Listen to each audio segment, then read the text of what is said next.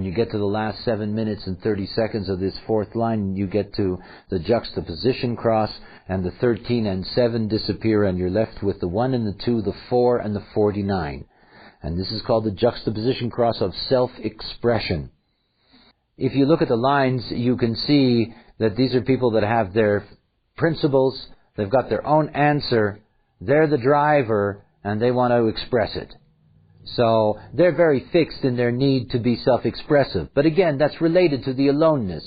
What you'll find mostly with these beings, the juxtaposition beings, is that you don't know they're there. You know, if you want to take an artistic example, they're sort of like the Thomas Pynchon type or the J.D. Salinger type, where you really have no access to them other than through their externalization. And that externalization doesn't come very often. In some cases, it can stop completely. In other words, they can be quite mysterious in that way, in the way they get their influence out and yet you don't know where they are. Great backroom people, eh? The kind of people that don't need necessarily to get off on their own influence, other people coming to them and saying how terrific you are, but just seeing it at work and getting their reward. The left angle version. This is called the left angle cross of Defiance. And these can be very, very, very, very tough people. They're here to defy anything that interferes with their process. And their defiance allows them to be enormously seductive. Enormously seductive. Like the glamorization of protesters. Their defiance against all logic, their defiance against, the great government apparatus and blah, blah, blah. That's something that has a very, very attractive quality to it. This is a left angle cross, the transpersonal cross of the Sphinx. The right angle Sphinx is about the inner process, the inner direction. When you get to the left angle, you see what that inner direction can bring. Defiance. The energy to attract society with creation. Now, fifth lines, these heretics, these generals, they're standing off on their farm looking after the whatsoevers. Here is a creative gift that only has its power in times of crisis. And only when the direction and expression it brings has a practical value. You see, because the first line is the true foundation, and because the fifth line is something that the other wants, that is, society wants the fifth line to represent the hexagram, doesn't mean it is. It means that that's what society would like. So society would like to see that the first gate is always going to attract society.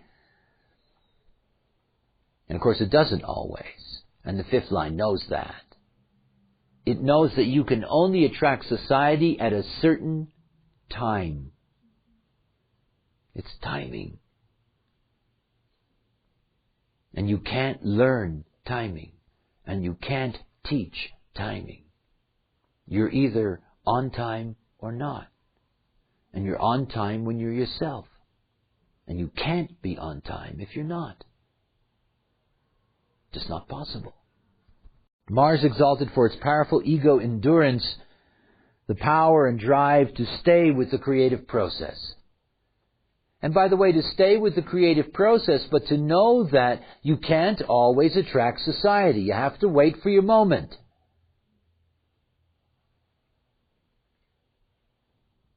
Uranus in detriment, where eccentricity can handicap endurance. Eccentricity that, though attractive, will limit the drive. We love eccentrics. They're attractive. But what we do to them is that we enjoy them as freaks more than we enjoy their productivity.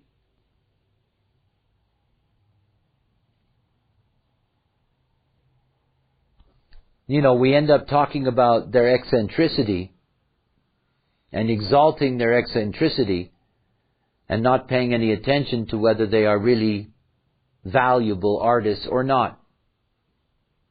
Because eccentricity is attractive. I always think of Truman Capote when I do this line.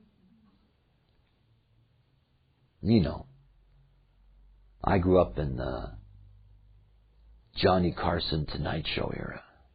And he liked Truman Capote, and he used to have him on all the time. And he was the funniest little faggot. He was the weirdest little guy. I mean, in an era when to say faggot was okay. And he knew it, and he loved it. And he was a weird little character with a funny, funny little voice. And he was popular on that show because he was a freak. I mean, it wasn't because he could write. And some of his writing was okay. But it was because he was a freak.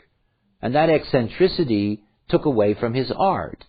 It really did. His promised great novel that he was supposed to be writing on, while he was doing all these talk shows and he was doing all these game shows and he was doing all these things because people loved him as a freak, he stopped being a writer. And it's a classic example of that. Eccentricity is very attractive, but of course it can take away. Individuals tend to be eccentric. They all tend to be weird in one way or another. I mean, I have my own eccentricities. It is part of what it is to be individual. But if the eccentricity becomes the focus, everything else can end up getting lost. The sixth line. Objectivity. Yes.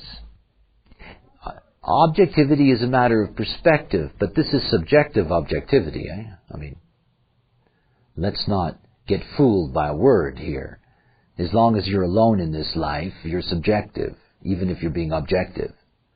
You can't get away from it. Nobody can get away from the ultimate subjectivity of being who you are out of the design that you have. Clear assessment of creative value. And this is the beauty of this line.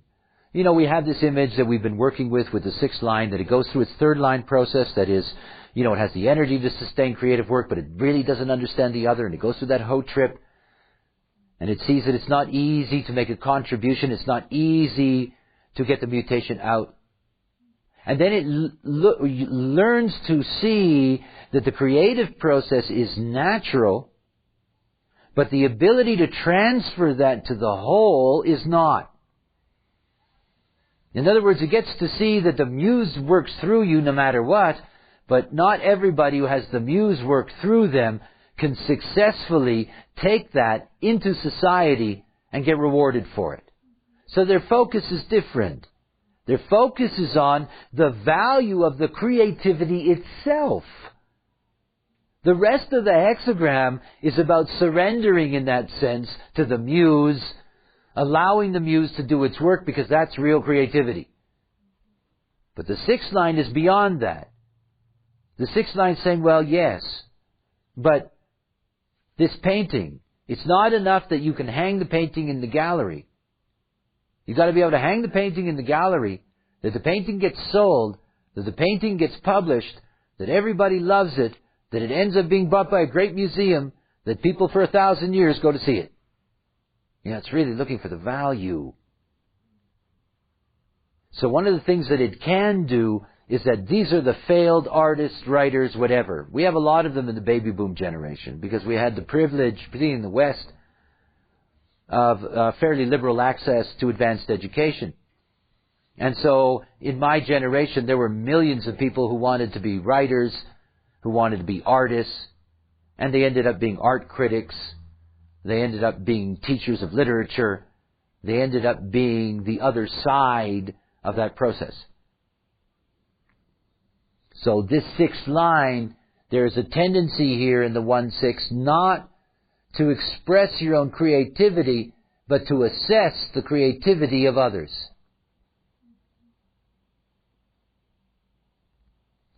Clarity in creative. The Pluto in detriment, the risk that subjective appraisal will result in disappointment and creative frustration.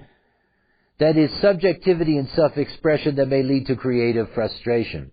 Remember, if you're looking at your own stuff and you think it's great and nobody pays any attention, And this is one of the things that happens to the 1/6. They go through this process of feeling humiliated. That they think that their thing is really great and nobody appreciates it. It doesn't stop them, by the way, from being of value in the appraisal of others. If you look at artistic milieus like Paris in the 20s, there were minor artists who were deeply important to what would become the major artists of our century. They were important to them because they had a good critical eye. They shared their craft. And they had learned a different skill. That is, they had learned to see which one of their contemporaries was doing something interesting, was doing something that could be of value. And they're the unsung heroes of any artistic movement. So we need these 1/6s. In other words, they do a valuable job in being able to assess what expression might be mutatable. But they rarely are mutative forces themselves. They tend to substantiate whether the fifth line attraction that society has is valid or not. No. This airbrush stuff is just a fad. Period.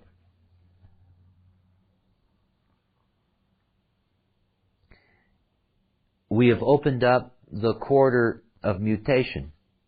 And each of the 16 or the 15 hexagrams now that will follow, each carry with them a deep potential in terms of the mutation at the global level, not personal level.